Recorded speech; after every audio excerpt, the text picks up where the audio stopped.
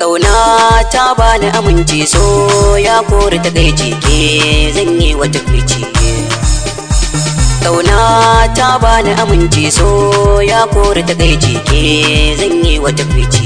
Gaskiya jari ya wadena, hakuri ribar aurena, farko an sani a rana, zuciyata na yunkuna, ba a yin wasa da shana, nasiha ake wa juna, so ba dare ba rana, yanzu me nasa a gabana, zan faɗa muku labarina. Ƙauna ta kore ta kai so ya bani amincewa zan yi wa halacci.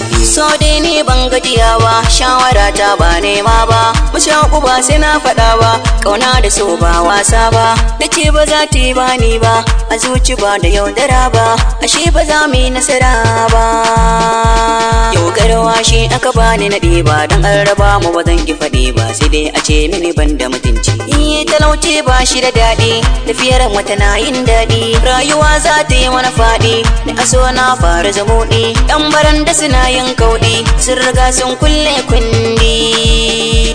Idan an hana mana taɗe na yi jire har sanda na faɗi, kan sanya ni ta kai ba dalili sai fin ƙarfi, dan wukata ba ta da kaifi, an hana ni kaman kifi, rijiyar kuma ba ta da zurfi, an hana ni na yafi mayafi, so ake sai na yau laifi.